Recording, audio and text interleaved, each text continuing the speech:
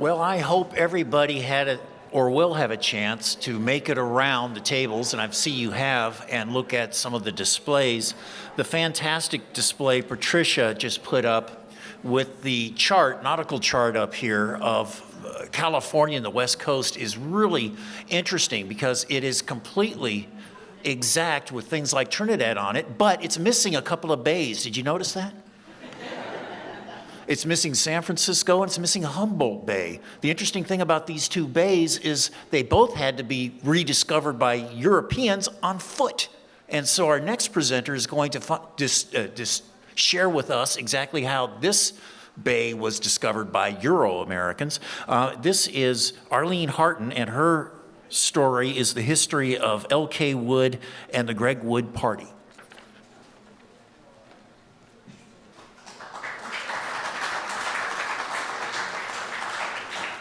Thank you so much. I do have to say that thank you. I'm short.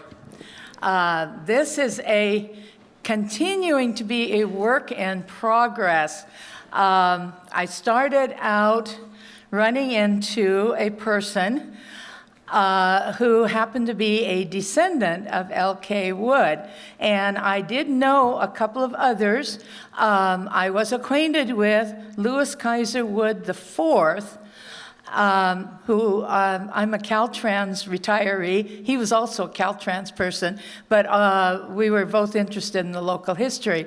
And the other person I had known was Ross Coonley, who had the glass company here in Eureka. And he was another descendant of L.K. Wood. There are several of them still in the area. But when I met this third person, he had the scrapbook and a Bible and a lot of the materials that had come down through the Wood family. And in that one, I found out who all of the children were, and it got me really started because I was familiar with the Gregg-Wood Party, but not all that familiar with all of L.K. Wood. And I won't go into his history that much, but I am continuing to research that and to research all of the ones who came over. So with that, I'm going to share what I consider the most important event to impact the Humboldt Bay region among the European settlement. And this is late 1849. And there was a group of gold miners at a place called Rich Bar, which is northeast of Helena, which is north of what's now 299 and Junction City. And this takes me 2 hours to drive over there, and I can go down the hill and be at Rich Bar.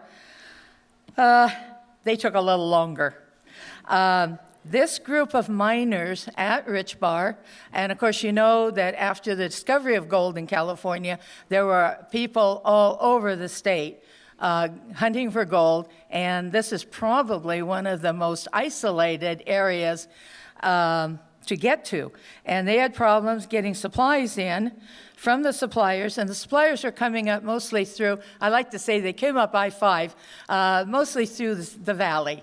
To get there, and they didn't always get there because there were miners all along the way, and they were also very expensive. For these people in Rich Bar, the food was scarce. They were depleted of lead and powder for their guns. Their tools and their clothing was worn out. Their equipment was lacking for large gold recovery. I got this from the Willow Creek timeline. And the most important part, no whiskey. So we got a problem. The Native Americans in the area told them about the bay and the ocean that was 8 days west. So the miners thought, oh, we can get a different supply route, maybe a little quicker and coming directly to us instead of losing it along the way. So they would try that and get them up here. And the natives had offered to guide them because they knew the route. They went back and forth themselves. The problem was that winter was starting early. We're into late October and getting into November. And the Native Americans said, this is not a good time. You got, my words, you guys are stupid idiots going at this time of year. So the natives would not guide them. And 8 of them, I think there were about probably 40 miners in the area. 8 of them decided, we're going to go on our own anyway. 8 days, we can do it. And Dr. Josiah Gregg was the leader of this party. The 8 totaled Dr. Gregg, Lewis Kaiser Wood, James Van Dusen, Isaac Wilson with 2 L's, David Buck, Thomas Sebring, Charles Southard, and J.B. Truesdale. It was very rough going, and it ended up taking them 6 weeks. And you have to imagine this group, they did have some horses, but mostly for carrying the supplies. They were mostly walking over the mountains, and if you think about when you're heading over to Weaverville, you're going over 2 big mountain ranges. So think of them coming across basically where you go 299. And they had supplies for 8 days. They thought they could make it in that time. So 6 weeks versus 8 days, you're going to get hungry. They were fortunate to find wild game along the way, and they did get help from different tribal communities along the way. They were very fortunate with that. They did get up to rediscover Trinidad. So apparently at least some of this group knew about the earlier discovery of Trinidad. And so that was one of their things they wanted to do besides getting down to San Francisco. They wanted to see Trinidad, so they did.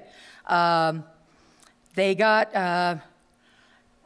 then coming back down, they started across this river. They were able to get a canoe. And the group started to get across. And Dr. Gregg is as I understand, a real doctor, but he's also a writer. He's a historian. He was doing surveys. He was taking notes. And he was very, very busy on the north side of the river.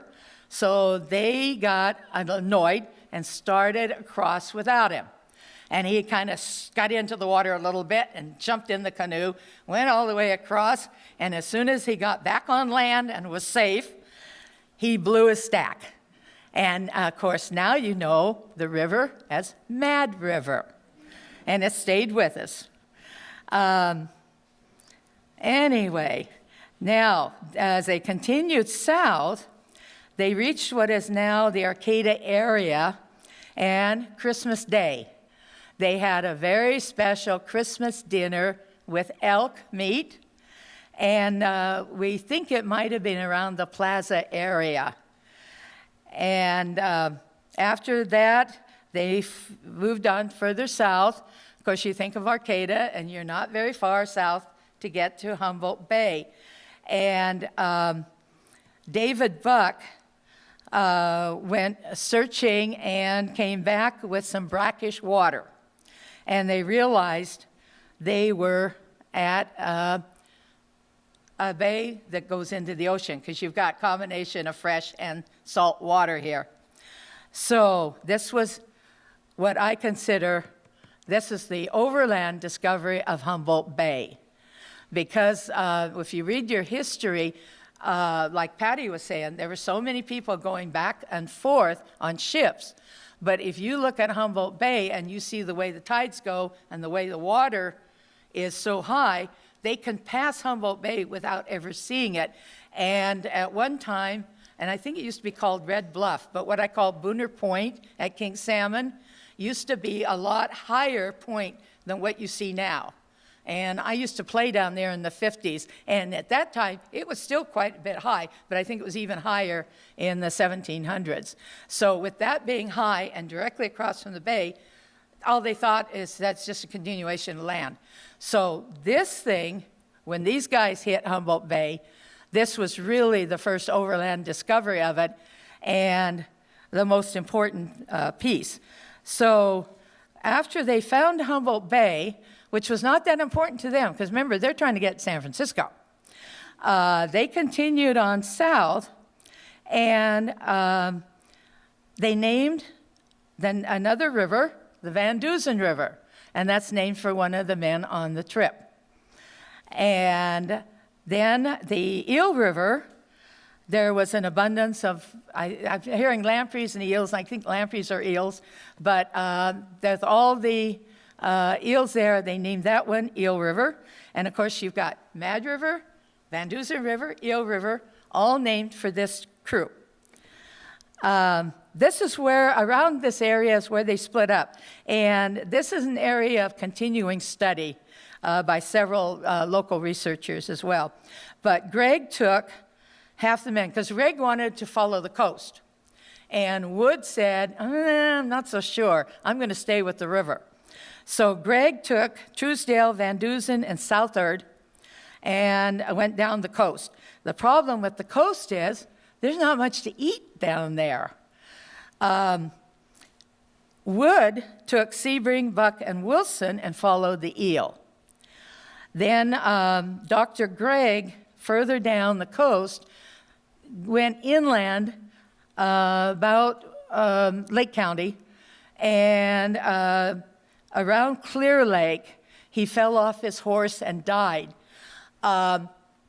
This, in their day, was an old man. He was all of 43, but he was the old man of the group, because the other men were young miners in their 20s. So we think it's from starvation. There is some thought that some of his men may have just done him in. They were so mad at him all the way. But that never been proven. And L.K. Wood, on further down, got badly mauled by 2 grizzly bears. And near what we call Bear Buttes, which is not too far from now Miranda, and we did a little vacationing at Miranda. That's a great place to stop. And I had my Jerry Rhodey book with me, and I thought, okay, I think I got a pretty good idea about where he got mauled, just west of Miranda somewhere, but in the woods. 2 bears. And he was so badly torn up, he just wanted the other 3 guys to leave him there, let him die. And they couldn't. They got him on a horse, and they were able to get him south far enough to somebody's home, and I think it was in what's now Sonoma County. And he recovered there for a while, and then I think he was able to get down to San Francisco to finish recovering. The others went on to the Bay Area and alerted the people about the gold mines, and the rush was on in the spring of 1850. Now, several ships came up from San Francisco, and they founded our towns of Warnersville, which is now Trinidad, Union, which is now Arcata, Eureka, Bucksport, which is named for David Buck, and if you do it correctly, it's Buck, apostrophe S, Port, P-O-R-T, but it's now Bucksport, and Humboldt City. And I should ask for a raise of hands on how many know where Humboldt City was. It was in the King Salmon area, right underneath that Red Bluff, Booner Point hill. And it lasted long enough for them to build several houses, and we have a picture of the houses, but it only lasted a few years. There were several packing, as all these people came up, there were several packing companies that were formed to supply the miners, but the people, as they came up, and it wasn't just one time. You had the first set of ships coming up, but then ships were coming up all the time. And people settled into agriculture, so they were growing food for the miners. Some went into gold mining, and of course a lot went into logging and lumber. Now, Charles Southard and J.B. Truesdale returned to Trinidad Bay on the James K. Whiting to help lay out that city. Thomas Sebring and Isaac Wilson guided the Union Company to establish Union, which is now Arcata, and David Buck joined the association on the Lower Virginia that founded Humboldt City, and then, of course, he went on to develop 80 blocks of what became Bucksport. And it was quite a thriving place. Now it's just a piece of South Eureka. But the Papoose Mill was there, and the Masons even built a lodge hall. And at one time, I understand, he was competing for the location of the county courthouse, which would have been on top of the hill where the cemetery is now. Now, L.K. Wood, he was still laid up for at least a couple of years. And when he recovered, someone in the group that had come back earlier had gotten a land claim for him. So he came back up to Arcata area. James Van Dusen also returned to the area, and as far as we can find, he's the only one of the group who actually supplied miners. Remember, these 8 guys went down to get supplies to Rich Bar Mine. He's the only one that kept at it. He created the High and Palm Trail and took supplies from Trinidad into the eastern mines.